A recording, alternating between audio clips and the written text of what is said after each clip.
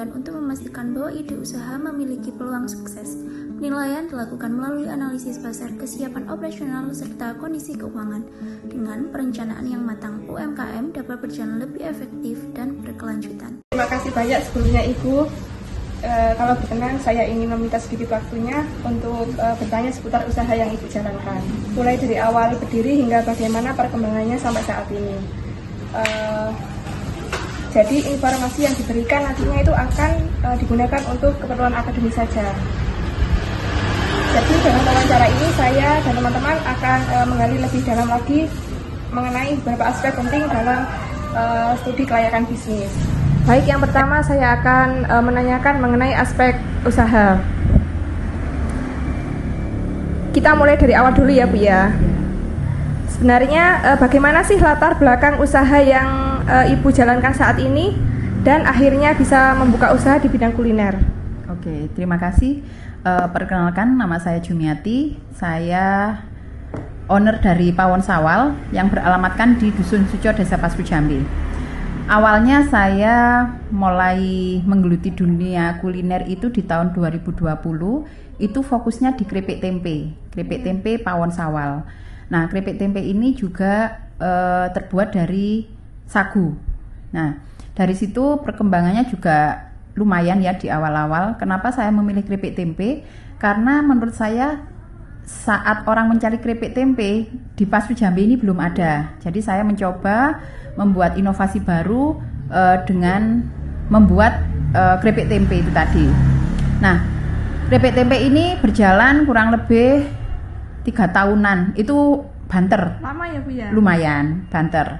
Tapi di sisi lain kita kan harus punya inovasi-inovasi lain selain keripik tempe.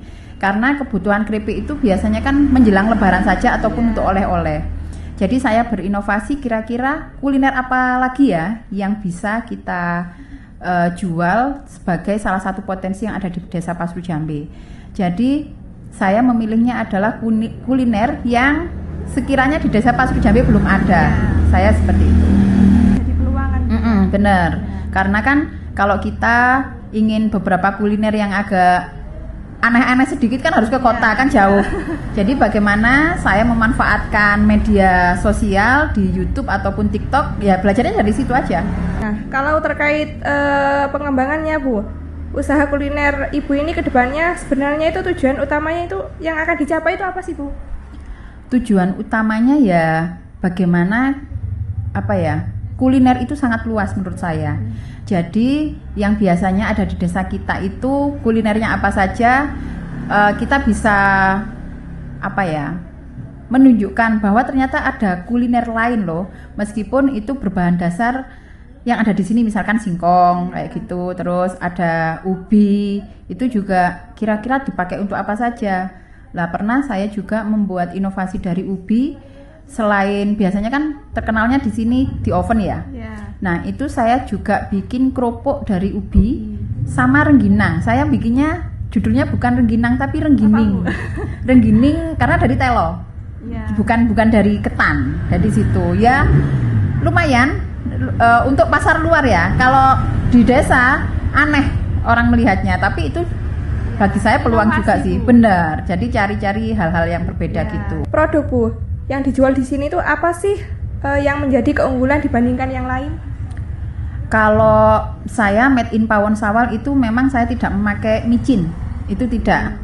Ya saya ya makan sih di luaran sana, tapi paling tidak kan saya mengurangi. Pakai MSG itu pakai Royco. Kalau nyebut merek saya pakai Royco itu pun sedikit. Jadi ciri khas saya di situ. Terus dan saya bikinnya itu dadak juga. Jadi jangan beli sekarang langsung sekarang. Jadi 1 jam sebelumnya, karena kan saya berproses juga di situ. Itu yang ciri khas yang pasti di situ. Keripik tempe pun saya juga nggak pakai micin. Jadi di situ ya mengurangi aja. Yang kedua, saya akan menanyakan mengenai aspek pasar dan pemasaran. Yang pertama, kalau dari segi operasionalnya, bagaimana perkembangan dalam menjalankan usaha kuliner ini Bu? Apakah ada perubahan dalam proses produksi, pelayanan atau pengelolaan usaha dari waktu ke waktu? Oke, kalau untuk kuliner segi operasional, awalnya kan saya memang buka usaha di rumah di Suco itu. Lah ini dengan adanya fasilitas dari desa di BUMDes, Badan Usaha Milik Desa, ini saya mulai di sini 2022 akhir. Enggak. Mei 2023. Itu mulai 3 tahun. Iya, sudah 3 tahun di sini. Nah, awalnya memang beberapa perlengkapan yang ada di rumah, peralatan itu saya bawa ke sini. Nah, seiring berjalannya waktu, karena di sini adalah pusat kuliner UMKM yang ada di desa, baik itu oleh-oleh kering ataupun basah. Terus ada beberapa fasilitas yang difasilitasi oleh desa. Bahkan kita juga mendapatkan fasilitas dari Bank Indonesia, dari provinsi juga, dari Dinas DPM, sehingga bisa menunjang perlengkapan dan peralatan yang kita butuhkan. Nah, melalui BUMDes ini sangat membantu kami selaku UMKM, sehingga pemasarannya juga lebih luas. Terus alat-alatnya yang kita tadinya tidak bisa membeli sendiri itu sudah difasilitasi oleh desa melalui BUMDes ya. Terkait sumber daya, Bu, apa saja sih sumber daya yang dibutuhkan oleh Ibu ini dalam menjalankan usahanya? Sumber daya yang pasti ya bahan baku itu. Terus bagaimana untuk mendapatkan bahan baku itu, saya kerjasama dengan pedagang-pedagang yang ada di area sini, baik itu pedagang ayam, sayur, kentang kayak gitu. Nah, selain itu saya juga butuh teman, jadi ya karyawan gitu, bagaimana mereka juga bisa mobile kebutuhan untuk delivery ordernya, karena zaman sekarang kan kita dituntut untuk itu. Jadi saya sendiri itu fokusnya masaknya di sini, sehingga nanti untuk bagian yang delivery itu sudah ada sendiri. Kalau dari pengalaman Ibu ini, bagaimana pemilihan lokasi usaha yang itu mempengaruhi jalannya kegiatan operasional? Ya. Untuk sebelumnya usaha saya di rumah itu memang rumah saya di belakang. Jadi orang tahu itu saya jualan hanya melalui via WA, status WA aja. Jadi sejak tahun 2023 saya pindah lokasi di Dusun Kerajaan 1, Desa Pasru Jambe. Ini cukup strategis. Kenapa begitu? Karena lokasinya itu dekat pusat keramaian, pasar, puskesmas. Jadi orang berlalu lalang di depan BUMDes ini cukup membantu gitu. Nah, selain itu kami juga pemasarannya melalui story WA juga. Terus getuk tular dengan customer-customer yang sudah beli, mereka menjadi salah satu promosi gratis. Bagaimana di Desa Pasru Jambe juga ada salah satu pusat kuliner yang ada di BUMDes ini. Orang yang menjalankan usaha kan pastinya ada kendalanya ya, Bu ya. Apa kendala yang sering dihadapi dalam kegiatan operasional sehari-hari? Kendalanya itu ya, namanya orang jualan kan nggak tentu ya. Kadang sepi, kadang rame gitu. Jadi kita dituntut itu untuk berkreasi. Karena saya mengamati warga di Desa Pasru Jambe itu, mereka bosenan. Ini kira-kira apa ya? Jadi saya kalau misalkan, karena menu saya itu ada yang menu tetap, ada yang menu bervariasi, ganta-ganti itu ada. Jadi saya harus berinovasi, bagaimana ada pilihan lain. Oh, ini udah selesai nih, udah saya nggak bikin lagi, bikin yang baru lagi. Terus begitu ya, sehingga setiap harinya itu tetap ada pemasukan yang terjual itu pasti ada gitu. Karena banyak inovasinya ya, Bu. Iya, jadi itu untuk menyiasatinya di situ. Kalau misalkan saya hanya jual misalkan 4 menu itu aja, orang kan kadang bosen. Iya, jadi saya harus ada menu baru di situ pasti. Selanjutnya ada aspek manajemen. Yang pertama, bagaimana sih struktur organisasinya sendiri untuk pengelolaan tenaga kerja di toko ini? Oke, kalau untuk struktur manajemennya di Pawon Sawal itu kalau keripik tempe itu masih jalan, tapi by order itu sudah ada yang ngurusi, ada 3 karyawan di situ. Terus kalau untuk di sini di toko yang di Pasru Jambe itu langsung saya sendiri yang terjun sama 1 tenaga kerja. Boleh tahu bagaimana sih proses perekrutan dan pelatihan karyawan baru? Kalau untuk perekrutan sih ya kita nggak butuh ijazah, nggak butuh apa ya, karena kan kita di desa. Yang penting calon tenaga kerja itu dia memiliki apa ya, kemauan untuk bekerja, jujur dan ulet yang pastinya itu, dan dia bisa sepeda motor pastinya, supaya kan bisa memperlancar kegiatan usaha yang saya lakukan. Peran sebagai owner pemilik toko dalam menjalankan usaha sendiri? Peran saya sangat penting karena ya saya bagian masaknya, chefnya saya. Jadi pure dari saya. Tapi kalau misalkan saya ada beberapa camilan seperti dimsum, donat apa itu saya sudah bikin, tapi nanti karyawan itu bisa. Kan tinggal moles, tinggal noping itu bisa, tapi eksekusi awalnya tetap ada di saya. Aspek keuangan, yang pertama sumber modal awal. Kalau boleh tahu sumber modal awal untuk mendirikan usaha ini? Modal awal itu saya di krepek tempe itu ya sekitar 1,5 juta.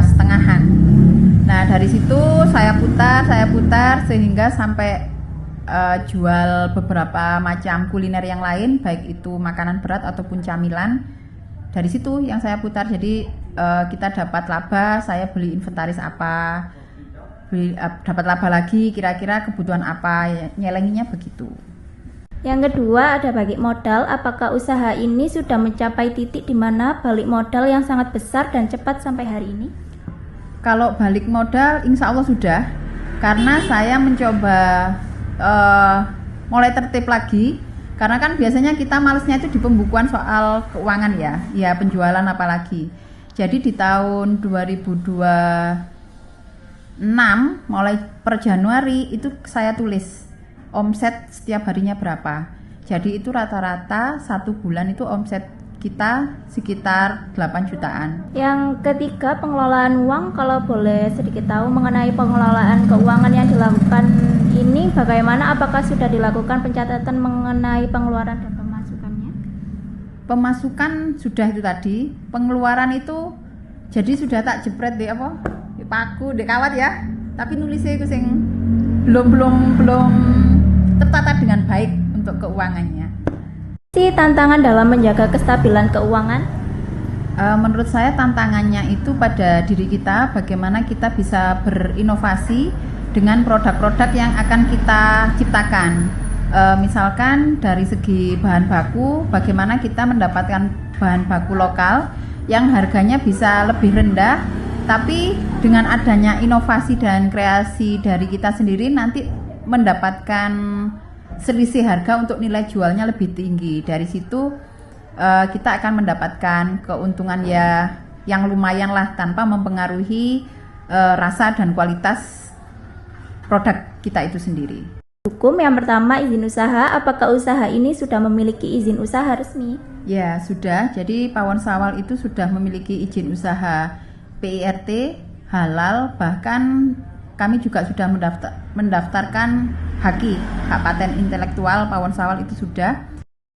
Yang kedua, legalitas. Apakah ada kendala atau tidak dalam pengurusan legalitas usahanya? Alhamdulillah tidak ada, karena beberapa proses pengurusannya itu dibantu oleh Dinas Perindustrian dan Perdagangan. Selanjutnya ada aspek lingkungan. Yang pertama dampak usaha. Bagaimana sih dampak usaha ini terhadap lingkungan sekitar? Dampak usaha pada lingkungan sekitar sangat positif, karena kami di sini di toko yang di Pasru itu bukanya sampai jam 9 malam, sehingga kebutuhan kuliner terutama di area Krajan ini bisa terpenuhi, karena kan ada beberapa toko atau warung-warung yang tutup jam 7, setengah 8 itu udah tutup. Jadi kami masih buka sampai jam 9 malam. Yang kedua, apakah usaha ini memberikan kontribusi kepada masyarakat sekitar? Ya, sangat memberikan kontribusi. Contohnya di toko yang di Pasru Jambi ini tidak hanya saya sendiri, tapi ada beberapa UMKM juga yang jualan di sini, serta di toko yang di belakang saya ini ada juga beberapa produk keripik-keripik dari UMKM yang lain. Analisis kelayakan menurut Ibu, ya, apakah usaha Ibu ini layak untuk dikembangkan lebih besar lagi, dan berikan saya alasannya. Menurut saya, ya. Kenapa begitu? Karena kita bisa membuktikan bahwa produk-produk dari Desa Pasru Jambe itu juga layak dijual ke luar Desa Pasru Jambe, karena beberapa customer kami itu juga ada yang di kota juga. Jadi saya dengan teman-teman kalau ada arah kota mau titip apa, kita bawakan produk dari kami. Begitu pula sebaliknya, dari kota itu kita bawa apa yang dibutuhkan oleh teman-teman yang ada di desa kita. Kalau boleh tahu apa sih Bu rencana untuk mengembangkan usaha ke depannya? Yang pasti rencananya kami dari Pawon Sawal harus terus berinovasi dengan produk-produk ataupun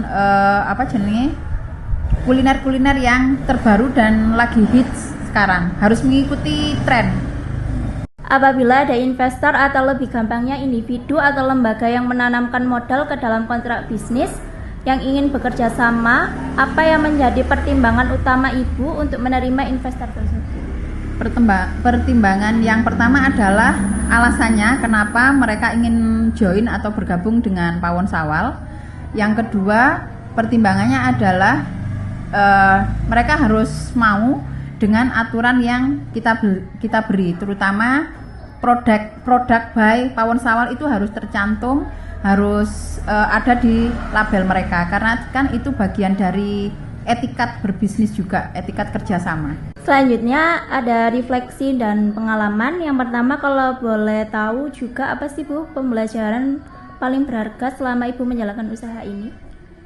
Pembelajarannya ya dalam proses berbisnis selama lebih kurang 6 tahun ini, saya sama mengamati. Jadi produksi apapun saya juga mengamati kira-kira dalam segi apa yang saya bikin dan flashback dari customer seperti apa, itu saya amati. Oleh sebab itu kalau diperhatikan produk Pawon Sawal itu enggak itu saja, tapi pasti ada inovasi baru. Itu bagian dari pengamatan selama ini. Apa sih pesan atau saran Ibu bagi calon pengusaha baru yang ingin membuka bisnis seperti Ibu sekarang? Mungkin mulai dari riset pasar, jadi apakah produk Anda ini benar-benar dibutuhkan atau tidak oleh konsumen? Ya, saran saya berbagi pengalaman juga. Jadi sebelum kita membuka usaha atau bisnis, kita harus melihat potensi yang ada di lingkungan kita seperti apa, target market kita itu siapa, baik itu di desa ataupun di kota, karena dua-duanya itu juga bagian dari potensi. Tinggal kira-kira yang kita sediakan itu produk apa yang sesuai dengan minat mereka. Nah, yang kedua, kita harus terus belajar, telaten, tekun dan ulet, karena tantangannya adalah di mana kita usaha, yaitu tadi yang saya jelaskan di depan, kadang usaha ini menurun, kadang meningkat. Kalau kita terus konsisten, orang akan tahu bahwa oh iya, ternyata usaha itu ya tidak semudah apa yang dibayangkan orang. Ya, tentu ada perjalanannya gitu. Terima kasih Bu sudah meluangkan waktunya untuk diwawancari oleh kami. Kami mohon maaf apabila ada kata-kata yang kurang berkenan di hatinya Ibu. Kami mohon maaf yang sebesar-besarnya. Ya, sama-sama. Semoga informasi ini bisa bermanfaat untuk teman-teman. Ya, amin.